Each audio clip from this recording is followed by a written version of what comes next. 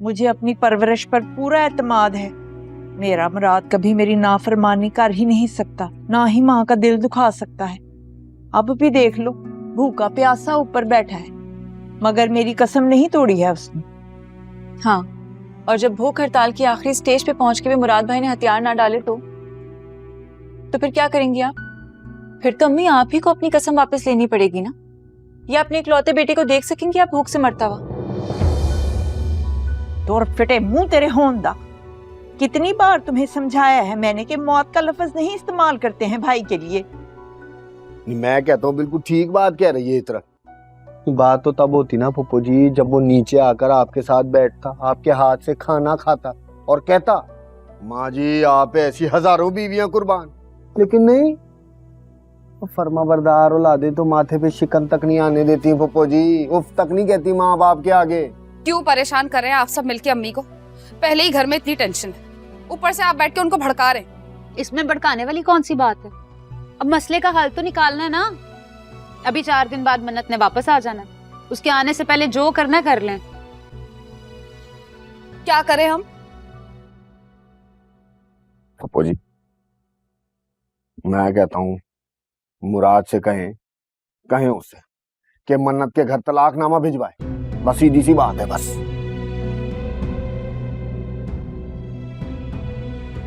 देखें शौकत भाई, अब आप गलत बात कर रहे हैं। हाँ तो झूठ बोला गया ना हमसे, इतना बड़ा सजा नहीं मिलनी चाहिए। बेगम साहिबा तो मकलावे गई थी, वहीं डेरे डाल लिए, और घर वालों को जरा शर्म नहीं आई कि ससुराल वापस भेजे बेटी को। अम्मी मैं तो कहती हूँ अभी के अभी उसे वहीं से ही फारग करा दे। मुराद का अर्दमाद बन गया ना तो सारे के सारे हाथ मलते रह जाओगे।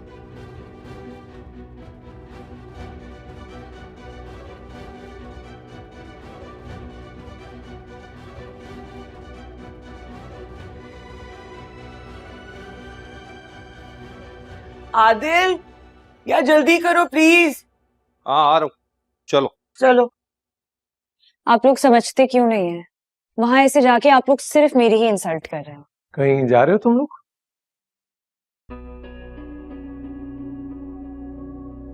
जी भैया, हमने सोचा हम खुद मुराद की तरफ। बड़े भैया, मैंने इन्हें बहुत दफा समझाया लेकिन ये नहीं समझ रहे हैं। आप बताइए, इन्हें वहां नहीं जाना चाहिए ना?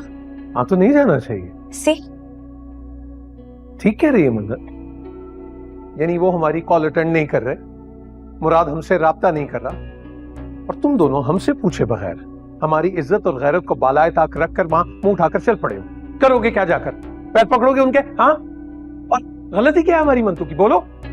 भैया हम किसी के पैर नहीं पकड़े, लेकिन वहां जाके खुल के बात तो कर सकते हैं। हमें भी तो पता चले कि क्या वजह है उसने ना अपनी बीवी से राब्ता किया ना उसकी खबर ली है। हक है हमारा पूछने का, बहन है हमारी, ऐसी बैठे रहे। भाभी को मैं बहुत दफा बोल चुकी हूँ कि मैं अब वहां नहीं जाऊंगी। मुराद को जानती हूं मैं बहुत अच्छी तरह, नहीं आएगा वो कभी भी यहां, और अगर नहीं आता तो ना आए, आई डोंट केयर। मैं भी नहीं जाऊंगी उस घर में।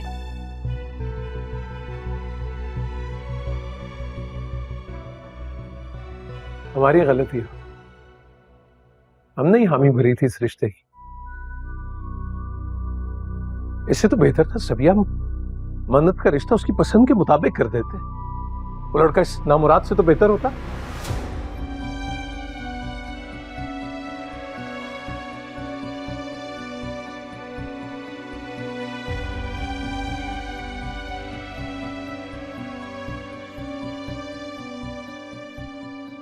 यार अतर तो क्यों नहीं समझ रहा, मैं किसी भी सूरत में अम्मी की मुखालफत नहीं मोल ले सकता। अभी उन्होंने मुझे मन्नत को वापस लाने से मना की, अगर मैंने ज्यादा रेजिस्ट किया ना तो उन्होंने मन्नत को तलाक देने का मुतालबा कर देना। क्या मतलब है तलाक का मुतालबा कर देंगी? शादी कोई गुड्डा गुड्डी का खेल है जो किसी की खुशी और नाराजगी में 2 दिनों में खत्म कर देंगी? लेकिन अम्मी, ये अम्मी की रट लगा रखी है तूने। तू कि दूध पीता बच्चा? मन्नत किसी की बेटी है, किसी की बहन है, तो कैसे उसकी जिंदगी के साथ खेल सकता है? मैं अभी भाभी को कॉल कर रहा हूँ और उन्हें कह रहा हूँ कि वो घर वापस आए, और तेरा इंतजार बिल्कुल ना करें, वरना पानी सर से गुजर जाएगा। लेकिन क्या लेकिन? गई भी तो अपनी मर्जी से थी ना, अपने भाई और भाभी के साथ, तो उन्हीं के साथ वापस आ जाए। तेरे जैसे बुज़दिल इंसान का इंतजार क्यों कर रही हो? यार अतर मेरी बात सुन। मैं अब तेरी कोई बात नहीं सुनूंगा। अगर मन्नत के घर वालों को भी अना का मसला है तो मैं और अदरा चले जाएंगे मन्नत भाभी को लेने। अच्छा ठीक है, फिर जो तुम लोगों का दिल करता ना वो करो, मेरी ना सुनना। यार तू अपनी नहीं सुनता, मैं तेरी क्या सुनूं? इतनी मुश्किल सिचुएशन में भी तू अपने आप को कमरे में बंद करके बैठा हुआ। यार मैं हाथ पर हाथ धरकर नहीं बैठा हुआ, भूख हड़ताल पर हूं मैं। जो नीचे से ट्रे आती है ना खाने की, वापस भिजवा देता हूँ। और जो मेरे पास चॉकलेट और बिस्किट थे वो भी खत्म हो गए हैं। तो ये कि मुझे कुछ खाने में भेजो। एक तो नई लबेनी दुल्हन से जुदाई, ऊपर से खाली पेट। क्या चाहते हो तुम लोग, मैं खुदकुशी कर लूं? खुदकुशी करना ना तेरे बस की बात भी नहीं है, ये बुज़दिल इंसान नहीं कर सकता। अतर के तेरी सिचुएशन होती ना, मैं तुझसे पूछता। मैं तेरी जगह होता ही ना।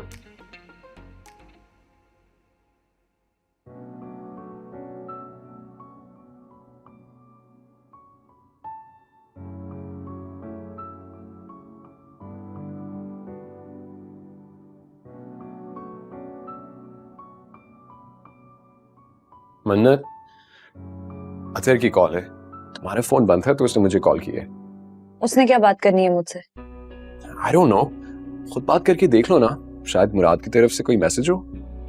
क्यों? वो खुद क्यों नहीं बात कर सकता? शर्म आती है क्या उसे? शायद वो तुमसे डर रहा हो, या मे बी किसी डिफिकल्ट सिचुएशन में हो वो। अब सही गेस किया ना। He is always in a difficult situation. वो अपनी उस हिटलर माँ और उन साइको बहनों के हाथों ना किसी सिचुएशन में हमेशा होता है। It's nothing new. अच्छा बात तो कर लो ना। मुझे नहीं करनी बात। ये किसका फोन है भाई, किससे बात करा रहे हो? अतर की कॉल है। हमें दो। अतर मियां, अगर आपके दोस्त में इतनी हिम्मत नहीं है कि वो हमारे सामने आकर हमसे बात करे, तो हमारी बेटी किसी से बात क्यों करे? अंकल वो बड़े भाई, वो असल में बात है कि मुराद के घर में कुछ सिचुएशन ऐसी चल रही है, वो कुछ दिनों में मन्नत को लेने आ जाएगा। उसको इस वक्त आप सबकी सपोर्ट की जरूरत है। सपोर्ट तो हम करेंगे उसे जब वो हमारे सामने आएगा। समझता क्या है वो खुद को, बताइए मुझे। ये नहीं उसकी वालदा माजिदा दुनिया की वो वाहिद शख्सियत है जिन्हें गुस्सा आता है, और हम ये चूड़ियां बन के बैठे हुए। ये नहीं हम हर बात बर्दाश्त करें उसकी। सुनिए, हमने अपनी बहन की आंखों में कभी एक आंसू नहीं आने दिया, और उसने 4 दिन में खून के आंसू रुला दिया। हिम्मत है तो हमारे सामने आके बात करे। हिम्मत ही तो नहीं है उसमें, बाकी सब कुछ है। फिर कहां का मर्द है वो? कहां गई वो चादराहट? और आप ऐसे यमन की फाख्ता बने हुए, और वो कबूतर की तरह आंखें मूंद करके बैठा हुआ है कि मसले खुद हल हो जाएंगे। अरे ऐसे होते हैं मसले हल? डरपोक बुज़दिल कहीं का। अब इस मसले का एक ही हल है, आप मुराद को बता दीजिएगा।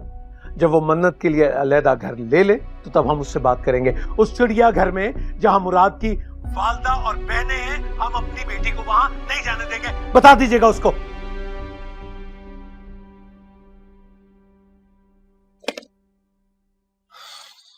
फंस गया ये तो, और इस दफा बहुत बुरा फंस गया ये।